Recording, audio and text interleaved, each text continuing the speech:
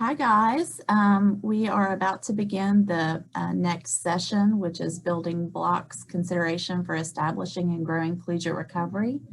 The session is supposed to start at 1 o'clock, so I'm going to give everybody one more minute to get logged in. Is that okay with everybody? Okay, great.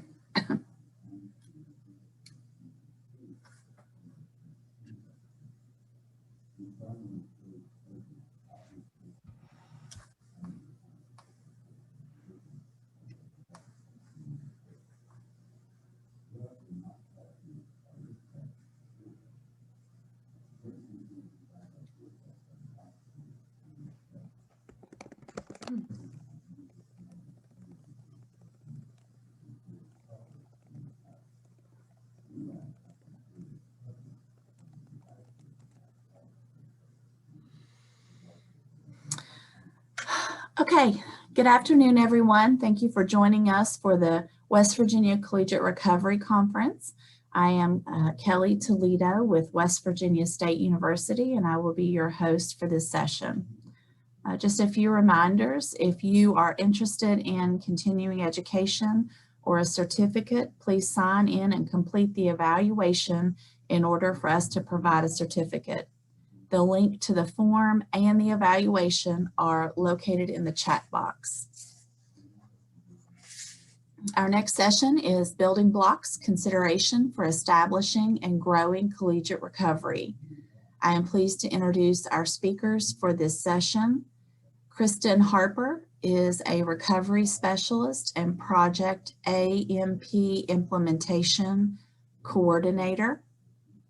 And Ariel Britt is a Senior Director at SAFE Project. Please join me in welcoming both of our speakers to our session. And I'm going to turn it over to our speakers to give a little background about themselves. Thank you very much. Thanks, Kellie. We appreciate it. It's so nice to be with West Virginia today. Ariel and I have done some work in the past with, I think, some of you, and we're looking forward to reconnecting. We are going to provide a very broad context to building blocks for collegiate recovery. We all know this is a very complex topic, but during our conversation today, we hope that we can give you some ideas that you can incorporate into your program development. So we're just gonna chat. So if you have a cup of coffee or tea or just want to kind of get comfy, where Ariel and I are super flexible. There you go. I've got my water because I'm trying to be healthier.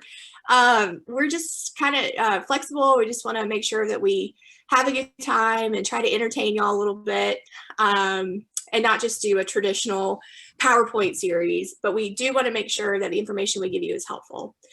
So just quickly, I'll tell you a little bit about myself. So again, my name is Kristen Harper, and I'm a person in long-term recovery. And I got into recovery while in college when I was 21. And I'm coming up on 20 years of long-term recovery, which I'm super excited about. And over the past 20 years, starting about 15 years ago, I got involved in the recovery workforce as a collegiate recovery program director, technical assistance coordinator, executive director of a national nonprofit. So a lot of different roles. And I'm excited to share some of my lessons learned and hopefully answer questions that you may have. I'm also a mom and I'm 8 months pregnant. So if I seem short of breath, it's because this baby boy is huge and I'm having a hard time working around him.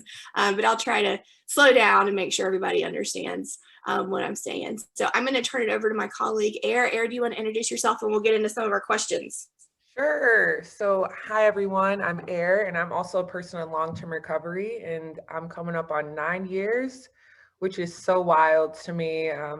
About a year into my recovery, I decided to go back to school. I was working in New York as a nanny, and literally the people I was nannying with were like, you need to go back. Like, why are you working here?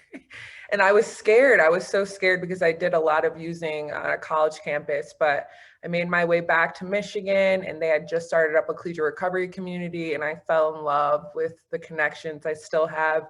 You know, the best friends that I've ever made are a part of that program, and just really I was able to grow up and go to college and then go to grad school. And so I've been working in recovery most of my career, as well as Kristen has said too. And as a program manager for a collegiate recovery community, doing some diversity, equity, inclusion work on a college campus, and then doing some nonprofit work developing youth and young adult programs.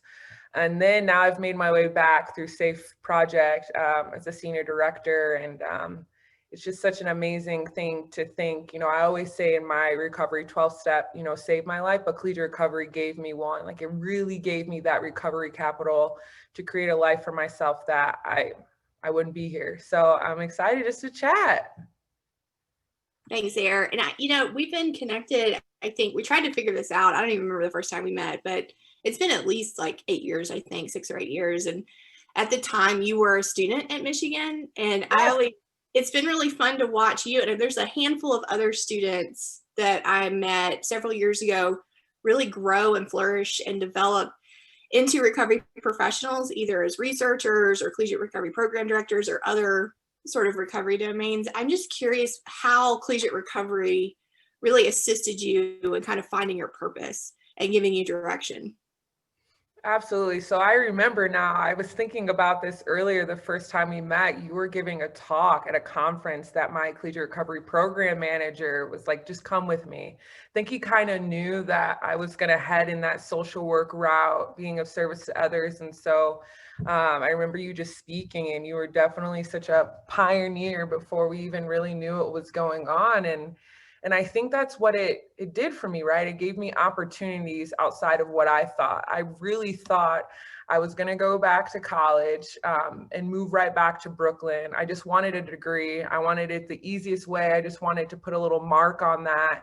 But what it gave me was an opportunity is to build deep connections with folks, and relationships are my purpose. Being of service to others is my purpose. And so just connecting in that way, and then seeing an opportunity where there were just a lot of gaps in services and a lot of issues and limitations. And I was constantly frustrated with how there wasn't more buy-in from the institution or buy-in from the community, as I was seeing, friends die and friends not be able to, get back into school. It was just tough to see. And so it became like a mission for me to really figure out how I was going to help support this movement. It was just very clear to me. And I think the cool part is that I see now as a program coordinator and thinking about the friends that I made there too, like their purpose, whether it was biology or in the sciences, like they're in their postdoc programs, and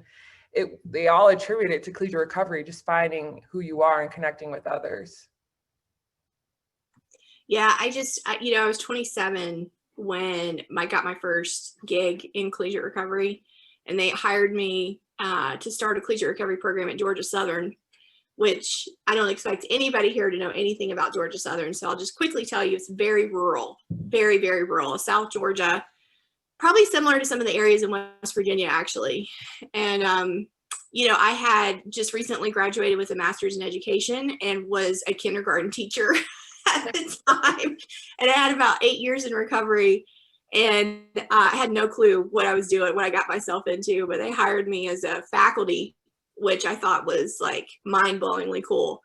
And I started this program down there. I started meeting with students who were about my same age and a little bit younger, maybe, that were still living in recovery housing or just getting out of treatment and really just wanted to go back to school, just like what you were saying, and terrified, right? Just scared to death. Like, what does that mean if I'm going to be a college student again? And just sitting down with the students and finding out what kind of support they needed. It was pretty simple. They just wanted a place to feel safe and feel connected, just like what you were saying. Now, there's a whole bunch of other stuff that comes with that, right? But that was the most important thing, was try to figure out how we could create this safe, affirming environment where students could feel like they had space, they could take ownership of it. So I'm curious, how did you, when you transitioned to a grad student after you got your undergrad degree, what did that look like? Because that's really where we kind of make our decisions of how to find a career path, right? What did that look like? So I remember I had some class, I don't remember what it was, and they were talking about poverty, and they were talking about how there was a standard of care dealing with that. And so folks and organizations can get accredited on how they, support their communities as it relates to poverty and folks experiencing homelessness. And I was like, why isn't there something like this for recovery? This seems so obvious to me. We need to do better. And I remember running up the stairs.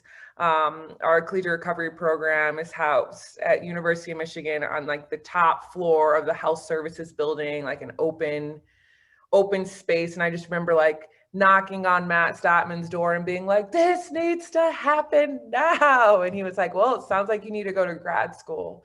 And I was like, no way. If you know anything about me, I'm not a school person. I'm a street smart kid. I'm smart, but I don't like school. So the fact that seemed like the next step for me was really tough. But I took a year off and I was working in recovery at a local treatment center as a house manager. And I still stayed connected, like as an alumni with the Collegiate Recovery community. And then I applied, right? And then here we are again. And so it was just very clear to me that that's what I needed to do from that moment on, and just trying to make that jump. And I think this is why it speaks so much to alumni. I always think about like those relationships being so important. Like, how are we supporting students in recovery on the way out? And for me, Matt Statman just did a brilliant job, where it was just like an open door policy: come to our meetings, hang out, these are your friends. And it really allowed me to humble myself enough to say, well, I guess I have to go to grad school. And then grad school is a whole different beast. It was so hard and pretty grueling. But yet again, I had that community where I could be like messy, as I navigated that time, and also still, focus on the vision, which is to do the work I'm doing now, which is pretty awesome. Yeah. You mentioned earlier in your introduction about the lack of institutional support sometimes that collegiate recovery programs seem to face. And alumni has played a huge part in my advocating for collegiate recovery programs across the country. And it started with my connection to Texas Tech. Gosh, way back in 2008, I basically showed up at Georgia Southern with the Texas Tech box curriculum, and they gave me an office and I had a computer, and that was it. That was like all that Georgia Southern had to offer. We weren't getting any hard money at all. I was on soft money donations for my salary. Everything was soft money. And so I reached out to I think there was 8 or 9 other collegiate recovery programs that were active at that time. And one was Texas Tech and one was Kennesaw State here in Georgia. They started a year before Georgia Southern did. Rutgers, of course. Patrice up at Augsburg, of course, was there. Ole Miss was getting started. And so we all just kind of talked about, how do you make a good proposal to your administration? How are you getting that buy-in? And luckily we had programs like Augsburg and Rutgers and Texas Tech that had built an alumni base. And the alumni base was so critical. We actually had an alumni from Texas Tech come to Georgia Southern and speak to our dean and to other senior administrative officials. And I think the most powerful thing she said, when somebody said, well, why should we give this a shot? She hadn't mentioned anything about her prior experience. Nobody knew that she was an alumni. And she just dropped this amazing bomb. She said, well, I'm a product of the Collegiate Recovery Program at Texas Tech. And she had spent 30 minutes prior to that just blowing their mind with research and statistics and just facts about why this was appropriate. And when she said that, they were hooked. And so I think alumni can be super important. What other ways can we fight to get more institutional support from your work with Safe Project and other organizations? So that is, I think what they always say, and what I've really learned, and similar story, right, at Michigan, we just had champions, and not even in recovery, but supportive of recovery, that are embedded in the institution. I think when we look at the statistics and we look at how vast institutions are, there's somebody on your campus, somebody on a campus that has a connection to recovery, that is probably in a position of power that you haven't even met yet. And so I think it's been such a huge push to try to connect with as many people as you can, really trusting in that word of mouth piece is really huge too. And then now, that recovery is becoming so so much more known. I mean, we still have a long way to go. There's outside organizations that have sometimes folks on their boards or that have relationships with people outside of the system that know somebody within the system that can get you a seat at the table. I think when we're talking about higher ed, it is so bureaucratic, right? So whether it's, first finding somebody outside of the organization that's willing to fund something and saying, nope, this is exactly what I want my money to go towards on your campus, or is it a rising up of the students or somebody on your campus too? It's, for me, I mean, you think about, the work and how SAPE even got started. The Winnefelds, their son died on his 4th day of college at a university that didn't have a collegiate recovery program. And they, Sandy Winnefeld is second in command in the military, at one point. And so now just having that experience within him had him start a whole nonprofit with a whole initiative that I get to support, where our job is to make sure that we're providing development to institutions and supporting students and offering them leadership opportunities. You just never know. I think a lot of out of grief, right? You talk about grief, you talk about the struggle of addiction, and you talk about the struggle of substance use disorder. There comes a point where you have to understand there's a lot of love within that too. And it's just finding the people on the other side of that are there, that are ready to do something. And just every time, just keep talking about it. It's been super huge. Yeah. And that actually brings us to our first slide here for the key elements and the way that we broke it down for our conversation today. We've already talked about a couple of these, but those allies or champions, I think some of us call them, can come in a lot of different forms, right?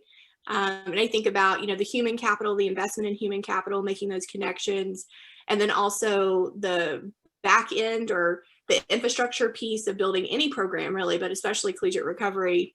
And so, we just wanted to spend a couple minutes here talking about some of these items, because this really is sort of the bulk of the building blocks of collegiate recovery.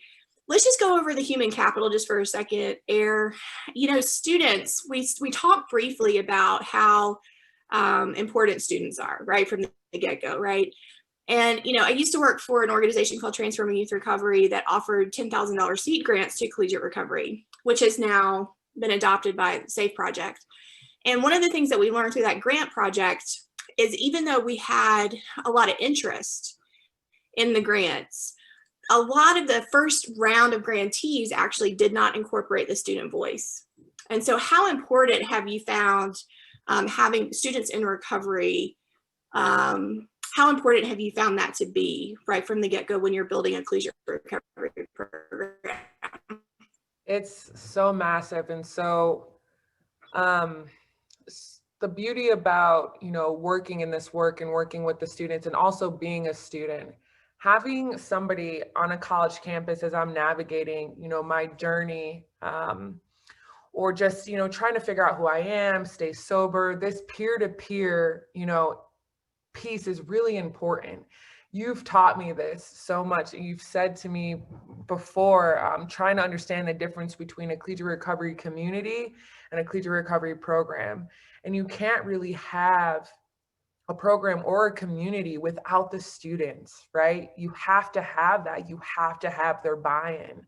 And especially if your identities are outside of a person in recovery, right? Person of color, BIPOC, LGBTQ, all of these things that these students are navigating during their time and finding out who they are and standing on their own in some ways. Like, the further away, folks that are doing this work kind of necessarily don't even share those identities. Like, there's a difference between like being a recovery champion and a champion in recovery, right? Then you're missing that. You're going to miss that. Like, I have no idea, what a person truly experiences outside of my own. I can Google it all I want to, but I'm not living in that experience. I'm not boots on the ground, I'm not there.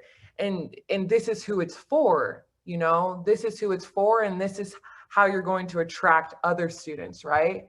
Matt Statman was a great guy, but I remember looking up his picture, like looking up, is there something recovery related on campus? And I see this like burly beard and I'm like, what? Like, I don't want to go there.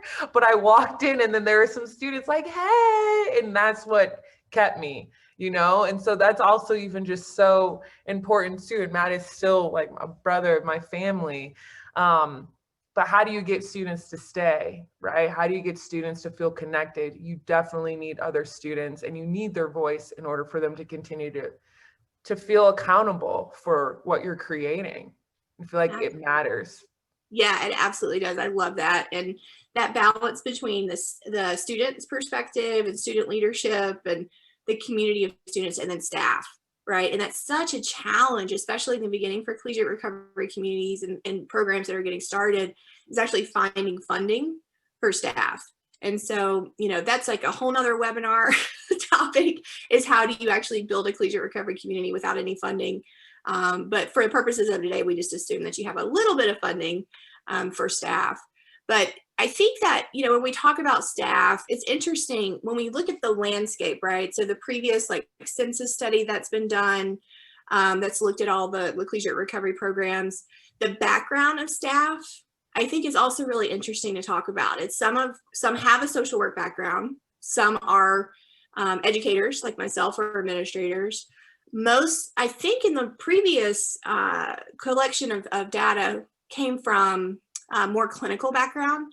And so I think that that's an interesting sort of balance, is understanding the importance of peer support versus the clinical roles, right? So have you come across any of that sort of conflict in your work with collegiate recovery? Oh yes, I've been grateful to be consulting in this work for a while now. And I remember a story of one of my colleagues was working with a university where pretty much the students in recovery had to pay for the collegiate recovery program. Like they had to pay. It was a very clinical support structure. And it was just so bizarre because, you know, collegiate recovery is not treatment.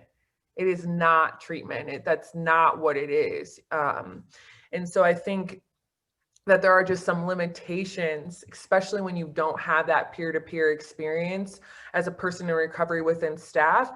The peer-to-peer support from the students or from somebody else outside of that space is so vital, because there's a reason why when I went to school of social work, I did community versus clinical, because I knew there was going to be different expectations and understanding of what the makeup of the student is, you know, and what my role would be as I'm working and navigating to build and develop community support services. It's just different. It really is just different. And I think there's value in it for sure, but having that peer-to-peer support understanding of building community is important, because it's just the role, right? It's just like understanding what the mission of a collegiate recovery community is. Yeah. And it also, I think the other thing too that plays into that a little bit is where the program's housed on campus. Exactly. Right? So like which department or which offices are, you know, the staff reporting to. And so of course you have to be really sensitive.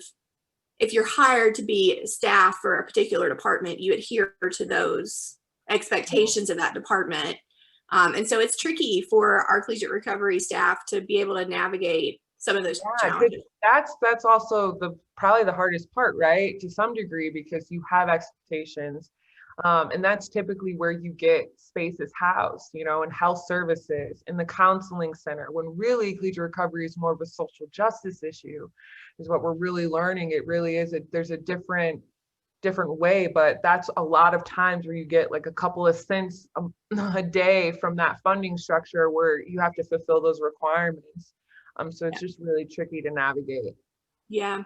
What's really cool though is that collegiate recovery is pretty inclusive, right? Yeah. So the ones that seem to flourish really well, the ones that have been around for a while, they've established this network of community partners so that they don't have to be like a one-stop shop for students, right? So they've got like a really excellent referral system, or just community partners that they can connect students to or invite community partners in.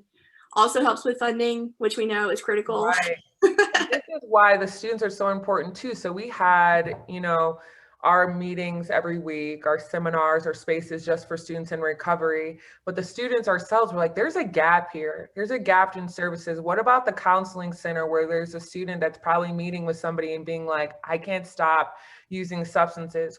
what are we doing for them? And so we created our own little meeting on Fridays, and we're able to get funding for like pizza every Friday called like Staying Sober for the Weekend. And we're able to support students and just come in and have them talk to us versus it just being, you know, having them to have to see somebody outside, but connect with students on their campus that got it.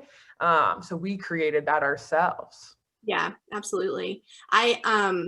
There's also another colleague of mine down at College of Charleston, which actually was my first college I tried to go to when I was 18 during my active use, and it was very ugly. So I was very happy to see Collegiate Recovery get started there.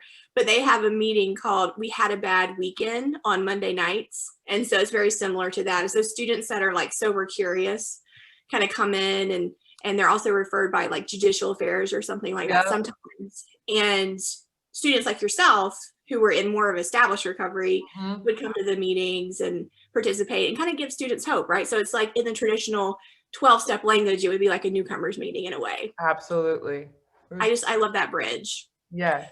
So not to switch over too hard, but looking at the program infrastructure, I think this is where we get a little bit jammed up. Sometimes we focus a lot on trying to find space, secure space, pay for space.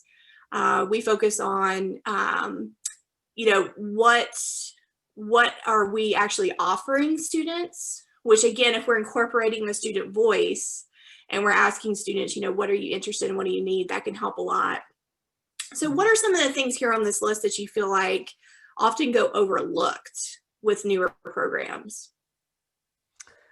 So for me, I think what's so awesome, and I know you were thinking about this, I hope you were thinking about this, is oftentimes folks really jump to the program, right?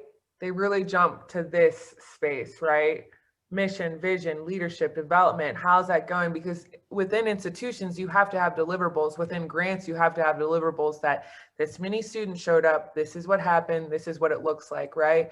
But really building that community is really important. So a lot of the programming for me that I feel is successful early on is programming that is centered around building relationships with the students that are coming and establishing leaders, making sure that, you know, there's students for recovery, right?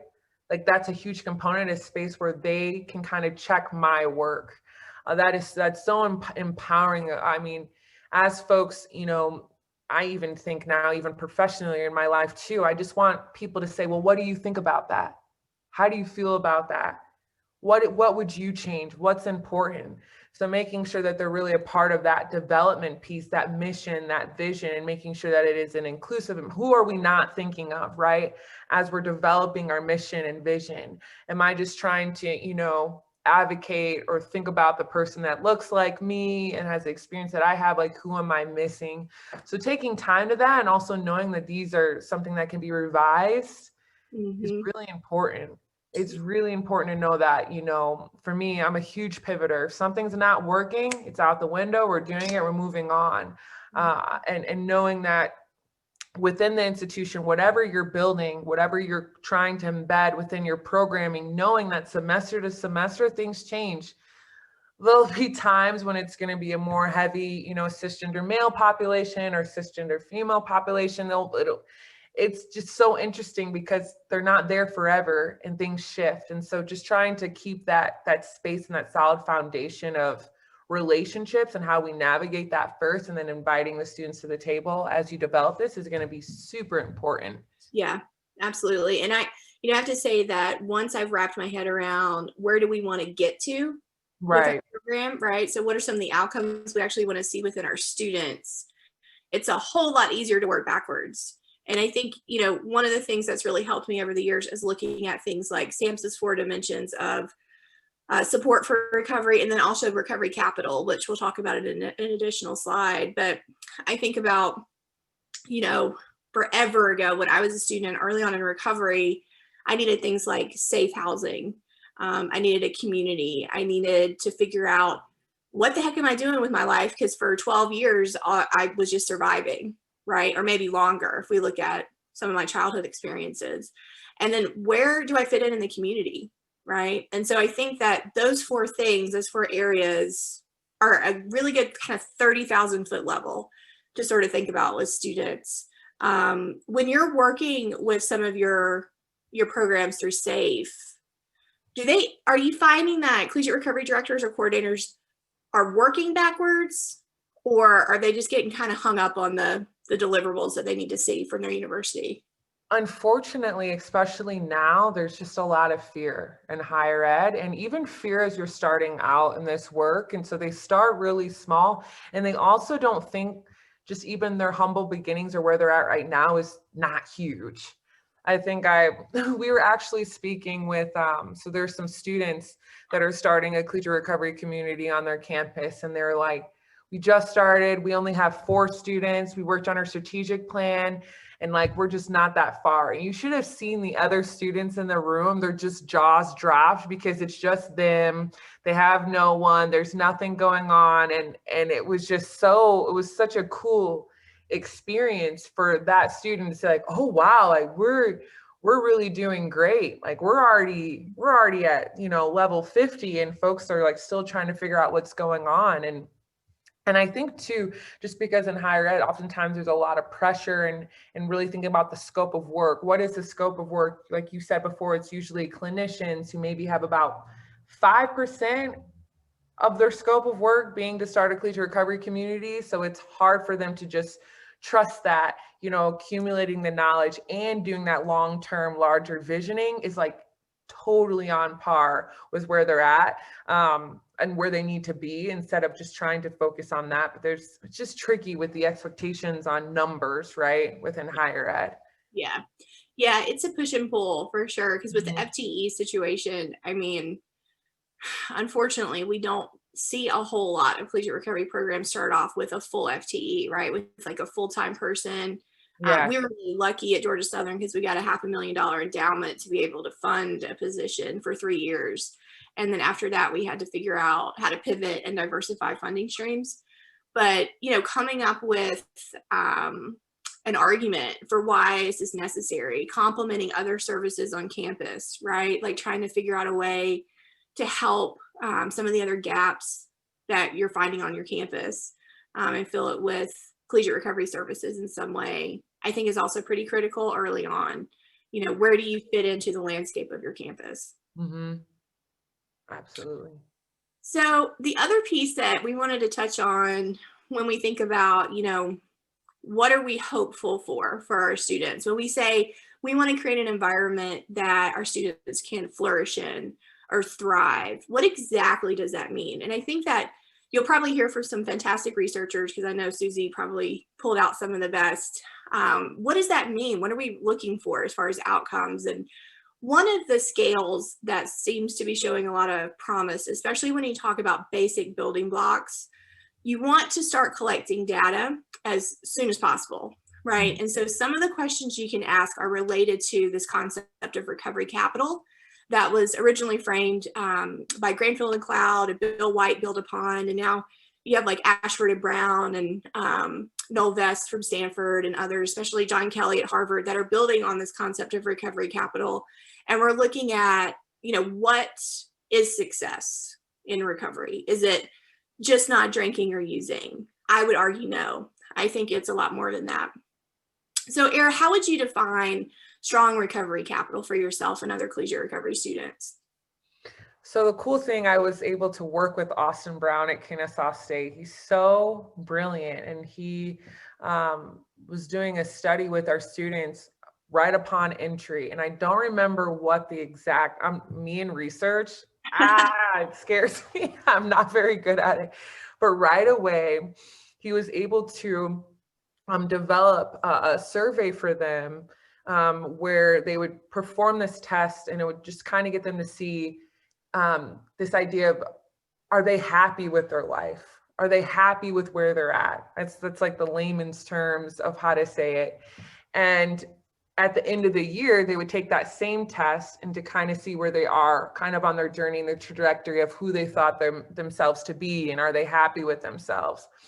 And so for me, recovery capital is that point from, no, like I'm scared, there's really no point of me being sober, to getting to that point, you know, in the middle of that, right? In the middle of, you know, on your way to feeling like you have a purpose and you have a design for your life and you feel really eager to continue on this path, and, you know, using substances doesn't seem like a great idea. It seems like the consequences of that will limit that. Is this idea of safety, right? Safety, being able to be a citizen, having purpose. And so what I would see at my students is they would come in similar to like how I did. Man, I just want to go to school, get a general studies degree, you know, and just get this degree really quick. And in the meantime, what really happened is like I ended up having amazing friends who are also in recovery. I was learning how to be vulnerable in relationships. And if they were sober and in recovery and I was in recovery, I had accountability and a reason to kind of continue on my way. And then, you know, I had a vision for what I wanted to do in my career, which was really great. I felt really supported in this space of figuring out, you know, going back to school and going back to grad school. Even though I didn't want to go back to school, I still had a push and a pull and a community around me to go do that. And then all of a sudden I went from being, you know, just a kid, you know, struggling with substances to now I'm a social worker. Like what? Like I have a new name for myself. I have new identities, and now I'm an aunt. You know, now I'm a best friend, like a real friend, and I'm a daughter. And all of these things start to have, and a sister, and all these things start to have really huge meetings. So where that bridge to using substances is just, I don't want to lose that. I don't want to lose that. I kind of want to, I'm more curious about, you know, what's headed along that journey. And so it's amazing to see how collegiate recovery was such a huge part of that, you know, how that became a space where, you know, no matter how bad my test grades were and how afraid I was, you know, and bored or angry, like I had somewhere to go to kind of navigate that so I could become a social worker. Yeah, absolutely. And I think, you know, so many times I've been asked, well, what exactly does collegiate recovery do for students? Right. And like we, you know, people in recovery, we're so used to connecting with our hearts and with our souls, and just, you get it, right? You just get it. And I think that when we're trying to explain the actual program outcomes, it's collegiate recovery provides access to these tools that really help build self-efficacy and confidence and identity. And, you know, if you compared it to, you know, student development theories, it's so complementary because the environment just really helps contribute. And higher GPA scores and retention. So these are some of the things that we can actually measure. And it was always so interesting to hear like the vice chancellor or folks that were higher up in the system at Michigan just talk about like, these are the types of students we want all the students to be like. You know, this is like, these are some of the best spaces of marketing where you think when you go to college, your whole life is going to change and I'm going to be this. Oftentimes that's not the case. But when you look at collegiate recovery students, you see that, you definitely see that impact.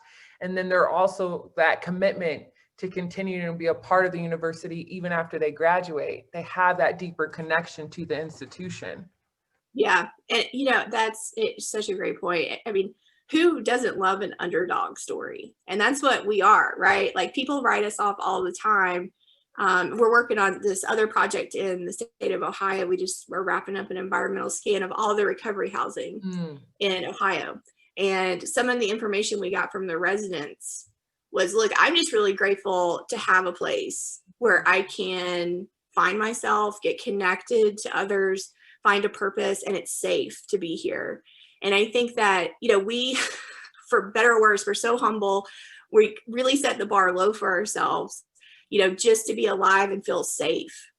And then we find educational opportunities. And it's like, oh my God, like you can connect me to a purpose, not just to other people like me, but you can actually connect me to a purpose. And I'll know what to do with the rest of my life. I think it just makes us that much more grateful to be a citizen or be a student or to give back. Absolutely. So that's what Recovery Capital is about, y'all. It's about, you know, really trying to get people connected so that they can truly be the people that they were meant to be. So let's talk about some of just like the basic, actual practical components that we see a lot of times in collegiate recovery here.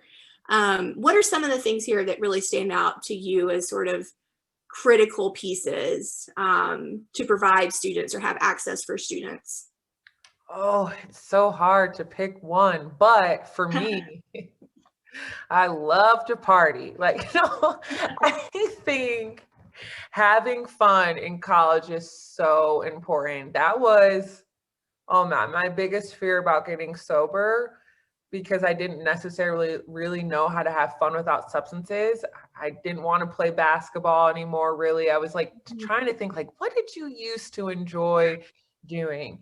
But knowing that this is a time of self-discovery and fun, and that it doesn't have to be just about this disease that I'm trying to, navigate. I'm also trying to navigate, pleasure, right? I'm trying to navigate what that really feels like. And that's, whether it's competitive or just, going to a Halloween event or whatever that is, there's going to be peak times during the school year, right, where using goes up. And then it's like, what am I going to do? Am I going to really feel left out and feel isolated? And so that was always just the most fun, because also, like you were saying, we're super hard on ourselves and super, get stressed in the weirdest of ways, right? It's like, no, I can't do that. I have this exam. I can't have fun. I'm here to focus. And that's the issue with oftentimes having, a disease that affects your brain. You get very pinpointed on something, but to have these interruptions of joy is also really important. And so I think for me, that's key. And then dedicated physical space if you can. I don't care if it's even a closet or, the smallest little hole in the wall. It'd be nice to have this lush space, but just somewhere we could go that was accessible was huge. And we could laugh. Oftentimes I got hushed, have a really big laugh, and I'm laughing as people are getting, test results and whatnot. But the point is that I knew where I needed to go when I felt triggered on a campus, because that was really often for me. I had somewhere to go. Those are huge. Yeah, and I think about, some of the, the literature on early stages of recovery and how the brain's repairing itself and how we're emotionally kind of learning how to relearn, right? And so having a safe place like that on campus when you are triggered or when you're going through something, just be able to touch base is so critical. I'm a big believer in this kind of concept of like give and take within the recovery community. And so being able to like go to your well and fill your bucket, right? So be able to go somewhere and fill your spirit, but then also be able to return it with some kind of service or giving back or leadership opportunity. I think that balance, however collegiate recovery programs can create that, is pretty critical too for students' well-being. Because the longer I've been in recovery, the more I've noticed that I've needed to feel like I'm giving back or in a leadership position or having some kind of identity as maybe an advocate or a sponsor or something like that, just being able to grow as an individual as well. So other pieces, I think. Yeah, there's plenty in there, right? So yeah, I think about for the students too, academic advising, kind of coupling that within recovery protection. Yeah. Like, where can you fit your recovery first, right? Like making sure that that's a priority is huge. And then being able to speak to students about adding that. I think you get eager. Some folks get really eager. We all do it where it's like, I'm going to take 4 classes. I'm going to do all this. And just having somebody to be like, are you sure? Like, where's your recovery in that? Where's your peace in that? Where's your self-care in that? That was super helpful for our students too. And then a great piece of working with the academic advising space, where at some campuses, you have the opportunity to register early, just like you would an athlete, just like you would somebody who has to put a commitment before their class load. And so that was a great thing. You see that too. So there's some precedence for even that, to make sure that they can put their seminars and their recovery mutual aid meetings ahead of that. Yeah. I think we were actually the first of the first 8 active collegiate recovery that were able to do that. It was just by accident because I was doing at Georgia Southern, I was doing my, hitting the pavement and trying to make connections. And I ran into the ADA director, so the disability office director, and he asked me what I did. And, we were standing in line at the cafeteria and I explained, he's like, well, where's your office? And I told him, and he was apparently the office right above me. So we got to be buddies. And I said, it'd be really great if we could get our students early registration somehow. And he's like, well, you're included in ADA. And I was like, well, wow. How do you look it up? And so, yeah, so he carved out a special time during all our early registration periods where we would bring our 10 students or 15 students up to his office, and he and his caseworkers would do early registration just for our students. So it was a huge benefit because they had treatment obligations, like some of them were still in IOP, obviously working around meeting schedules and other recovery support, maybe therapy or something like that. And so it was a huge benefit and really relieved a lot of stress. So that can be a huge deal if you can get that on campus. I think the only other one I wanted to touch on here is recovery housing, just because not all collegiate recovery has recovery housing or officially attached recovery housing to their collegiate recovery program. And some of the campuses I've worked with over the years, they want to start with recovery housing, which there's nothing wrong with that, but it can be a little bit tricky when you think if you're just throwing up a house or you've got a dorm and you're like, we have recovery housing now for students, without focusing on that community piece and really setting, some cultural standards around recovery community. That gets to be a little tricky, don't you think?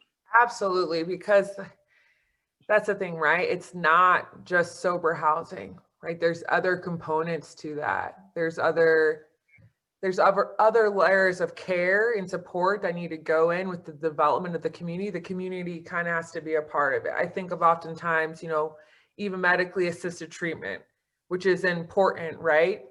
But without that community of clinical support and peer support, you see the studies, it's just not the same, right? There's something else that's really missing. And so for me, you hear it all the time where at universities, they're like, well, we already have that. It's like, no, you don't. No, you don't. And so if we don't have the community, students will still feel isolated, but now they'll just feel isolated in their dorms alone. And that is a dangerous, dangerous place to be. And how are we really, training the RAs and the residence assistants to support that student in recovery because they're just not sober, right? Too. And are we offering that to them as well? It's just not enough. Yeah. Actually, for me, it's super just dangerous, honestly. Yeah, I agree, because it's kind of setting up some unrealistic expectations, and it's putting the burden on the student without enough. Like that, just this home is what's going to help you. Just this thing is going to help you, and that's all you need. You're good to go. Yeah. Like you said, recovery is so much more important than just being sober, and I also agree with that. Yeah, I think one of our colleagues up at Rutgers, Keith Murphy, really talks a lot about the integration of the recovery support services and recovery housing that Rutgers has been doing for the past 30 years. So if anybody's interested in learning more about that intersection, Keith is a great resource. Keith Murphy is amazing. Yeah. So one of my favorite topics, right? So recovery pathways. There's a lot of different ways to get in recovery and to stay in recovery. So, over the years, I've definitely moved a lot from the far right, a very conservative 12-step. I used to be super, super, super, what we would say big book thumper, which I still have in my life and I love them dearly. But I've come a little bit more towards center with incorporating other supplemental tools in my own personal recovery. And I love, love, love talking to people about grocery shopping for additional recovery ideas, right? So they tell me what they're doing. I'm like, oh, I like that. I'm going to take that and put that in my basket. And I think that when we see most of the collegiate recovery programs that are flourishing, it's that they are very inclusive and they're mindful of, students' backgrounds and where they're coming from. And so anything you want to say about multiple pathways, Aaron? This is so important. I'm with you too. honestly, it's even been more stunning during COVID, where my recovery has really shifted and access to recovery meetings. And so Zoom for me I struggle with that immensely. And it's been nice to have, little pop-up meetings with friends in my COVID pod, and how we've really, utilized the principles of recovery in general that started long before 12-step happened anyway, to be honest, and incorporate that in a different way. And then also me too, working in this field and understanding my own identities, like how dare I think that there is one size fits all for everyone in this world. It was a very humbling experience for me as I continue to navigate that and just listen to hear, people saying, no, this is what I need. This is what's important to me. This is saving my life. This is where I feel safe, and trusting in that, and trusting that within all of these, right, majority of them, the principles are pretty much the same, right? The principles of like wanting to grow and have a great life and stay alive. I want to live, what a horrible thing to think about the folks that have been turned away from any of these spaces because they needed something different and it wasn't found there, but they were told that that's wrong. Yeah. And that is not okay with me. And I think that because it's a community that you're creating on your campus, and the fact that it's not clinical, it's not treatment, it only shows that there's more room for inclusivity, right? That if it is about a community, you're going to find people that are different from you. And it's important as we're doing this work to think about the person we don't have a relationship with, and how would they feel if they entered this space? Yeah. Not saying a community is for everyone, not saying it's going to fit everyone, but how can you best serve the students that are on your campus? Mm-hmm. And sharing this is just going to be super important in honoring that. Yeah, and I think about, in the programs that I did direct services, right? So when I was working directly in collegiate recovery programs, what emerged organically for us was that to have a multiple pathways of recovery approach, we had to have some community tenets or some community sort of understandings that was inclusive of principles that were shared across the different pathways. And I think that when we say we're inclusive of multiple pathways, we also need to say we do have a shared culture within our program, right? Or some shared standards or something that everybody can adhere to. Because, for example, the 12-step community versus SMART recovery, there's some shared principles there, but the approach is very different. Yes. And so just understanding that if you're a part of our community, you're agreeing to these things, but you're not agreeing to 12-step principles necessarily. It's like a shared principle thing. It's hard to explain that piece. It is hard to explain. And that's why I was saying too, as long as you have those shared principles or those shared tenets, then it's okay, because then it doesn't have to be for everyone. But I really think it's important, like you were saying, like, who is creating those? Do the students have a voice in this? Yeah. How is it in alignment with our institution, right? What are the shared tenets and principles of the university that I'm serving, which is also really important.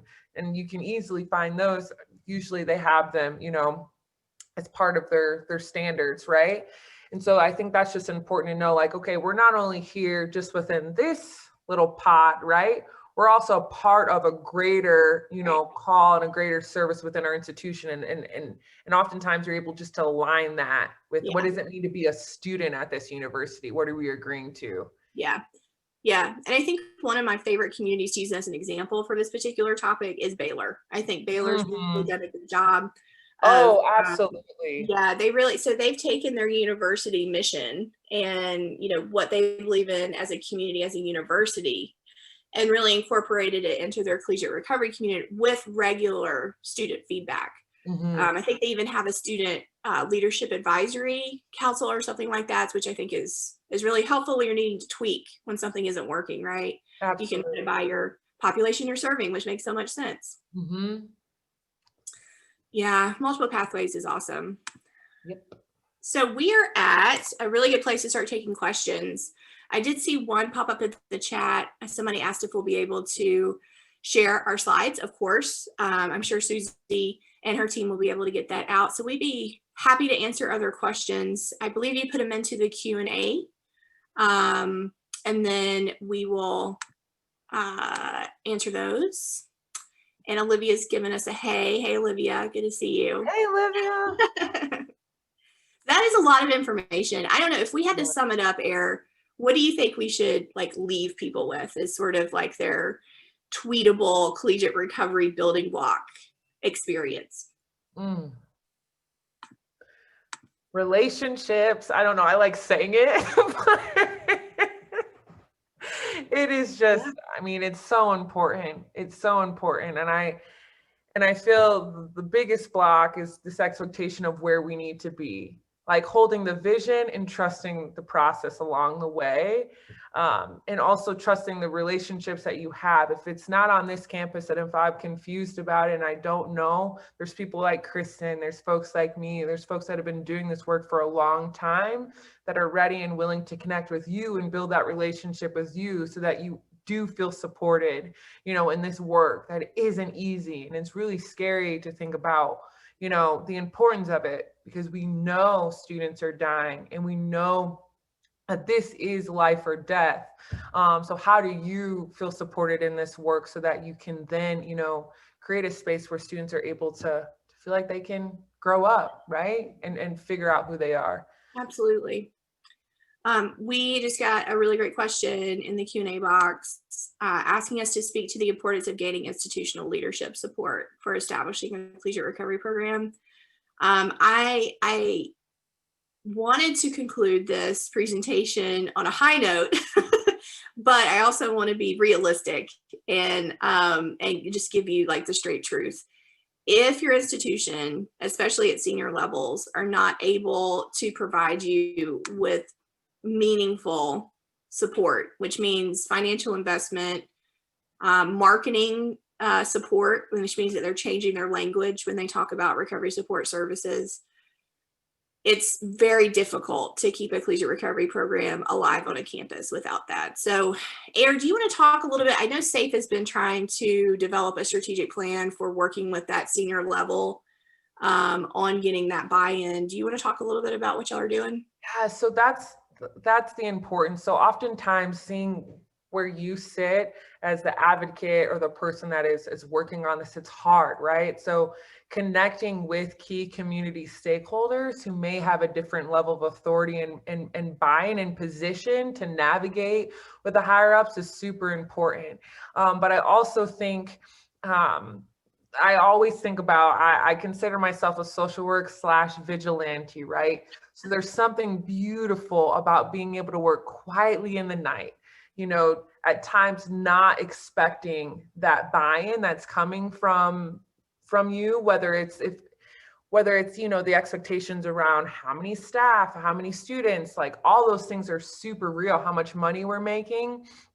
But trying to not make that be the loudest noise in my ear as I work with folks, and not the loudest noise in their ear, about really just trying to right size the experience and focus on the students. For longevity, yes, that's super important to keep things going. There's budget cuts all the time, but right now, in this moment, what's important is just to work quietly in the night and to really figure out ways to support students. So we really just try to help navigate that and then help folks at that time and at that point where we're on the chopping block to figure out what key community stakeholders, what power is outside of the institution that can kind of press and hold, you know, some feet to the fire to get things done. Yeah. Yeah. And it goes back to, you know, what we both love to talk about, which is relationship building. Relationships. And it really is. I mean, is. If, you know, actually a former Michigan alumni, Ivana, right? One of our friends. Yeah. She was at University of Texas, Austin for a really long time before Sierra. And the relationships that she was able to build with her board and with some other kind of critical community partners helped get the collegiate recovery concept expanded throughout the system, throughout the Texas system and each campus. And I think that that's just an example of not only getting institutional support for one campus, but then spreading it throughout an entire system, which again, y'all are so fortunate to have Susie Mullins as a collegiate recovery advocate and trying to get it spread throughout the state of West Virginia. And so when it becomes normalized, when it becomes expected that there's a collegiate recovery program on every single campus, it's a whole lot easier to make that argument. It's like, well, so-and-so has one, why don't we have one, right? And so I think that any effort you can do to build those relationships and to collaborate together is good for everybody. It's good for the entire collegiate recovery field. And speaking of Susie, I wanted to see if you had any questions or comments or wanted to jump in on anything that Aaron and I talked about today. Well, thank you both. This has been tremendous and so easy to listen to and take the information in, the conversation. I really appreciate both of you ladies and the work that you've both done for years. Ariel, it's been a pleasure to watch you over the last 6 years grow, and you know, everything that you do for our profession. I guess one of my questions is, how impactful do you feel it is to offer scholarships? And even if those scholarships are a couple $100 to help offset books, and how can we leverage those scholarships and maybe leverage some smaller donations from alumni or other folks to help grow these programs? Yeah, I can kind of tie this in to, because Noel is in the house and he wrote something about how do we stress the importance of research among all stakeholders. And I think I can make a tie-in. Watch this. It is vital when we're even thinking about, you know, the typical demographic of students that, you know, struggle with substance use and come back and have the capacity to go to college, especially at predominantly white institutions, right? Oftentimes their families have spent all of their money on treatment. There's nothing left, right? And then if we're even thinking about folks in some different situations where there was no funding, where the entry point into that institution is even more difficult, we're looking at barriers, right? We're barriers to establishing that recovery capital. I cannot tell you how many times how afraid I was when I couldn't even pay for my books, you know, and, you know, Matt Statman is trying to figure it out. I'm trying to figure it out. And we're trying to cut these costs. And there's times where I thought I wouldn't even be able to graduate. And for me, it's not like, oh, I'm not going to be able to graduate. Let me just have a little sip, you know, let me just do that. It's like, no, I'm going to end it. I can't do this anymore. And so thinking about that and thinking about the importance of what we know about, you know, how successful collegiate recovery programs are, that really sets the precedence on how we can, you know, push that out. If we have students graduating from collegiate recovery communities at the rate that they are, or retaining within the institution and feeling supported in that, because of that, you know, that sense of not having to worry about funding for how I'm going to eat tonight, that adds to that. You know, research is important in higher ed. All this is important in higher ed is because we're in higher ed. We know the importance of research. That is oftentimes how we get funding.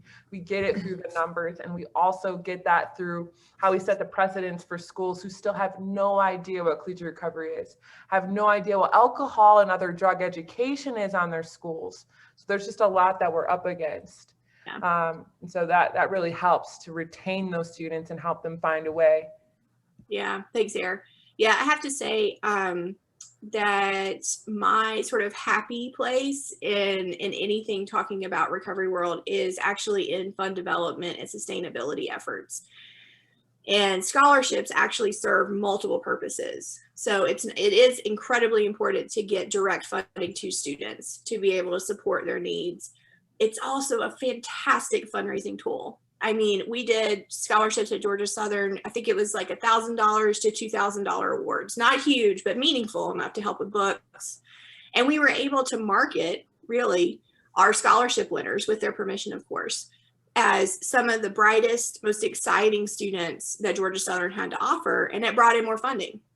So I think that scholarships serve multiple purposes, not only sort of putting a stamp of, you know, exceptionality on a recovery student, but also showing off that the program is at a place to be able to offer scholarships. That's huge, right? That's worthy of more investment. The other piece of it, and I love Noel's question, and I'm looking forward to actually working with you more, hopefully, in the state of Washington, Noel, is everything can be turned into data. So from your application to get into the Collegiate Recovery Program, or if you do interviews, or if you do any sort of student demographic assessment, collect it immediately, start collecting information. We did that the very first year when we started the program, and it was incredibly helpful to be able to say that 65% of our students came out of a treatment program, or 35 were formerly incarcerated, and here's their GPAs, and here's the outcomes and their recovery time, or whatever you deem as the outcomes you want to collect. Start collecting as soon as possible, because that's the information that's going to go into proposals. That's the information you want to put into your newsletters. That's the information you want to get out there as much as possible.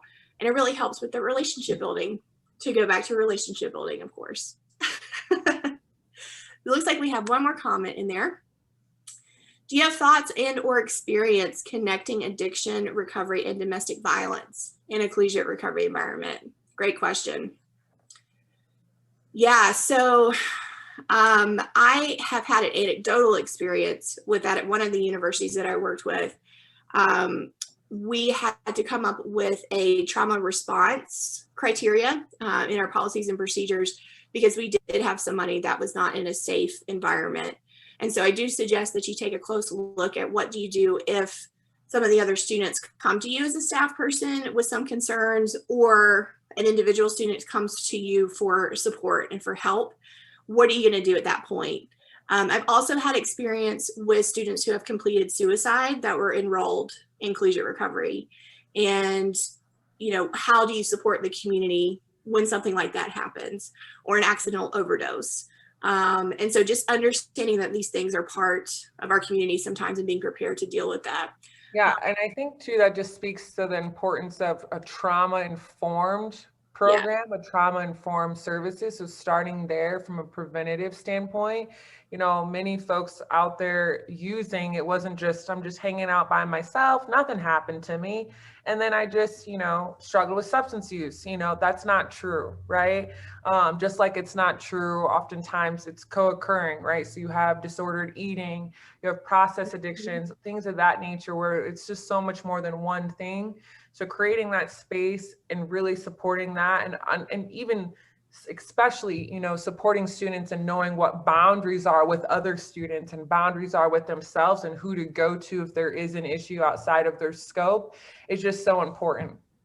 Yeah, and I think getting additional training, if you haven't already been trained in motivational interviewing, that's one of my favorite tools to use within the recovery community. Yes. It's worked on me. Saved my life. Yeah, so I mean, we're actually doing a training with Safe Project next month on motivational interviewing. So if anybody would like that training information, it's free. We'd be happy to share it. But getting trainings like that, trauma-informed, emotional, what is it? Oh, emotional, Juan talked about it last month. CPR, emotional CPR. Yeah. That could be super helpful too. Suicide prevention. So if you are looking for additional trainings, those types of tools can be very helpful. Mm-hmm. So I don't see any other questions. We did have a recommendation for Erin and I to consider doing a podcast together. So she already has a podcast that's award-winning, so I'm not sure if she wants me to crowd her on that one. Another podcast. Yeah, but that's a cool compliment. Thank you so much. And we really enjoyed being with y'all today. And Erin, I'll shut up and let you say your things as well.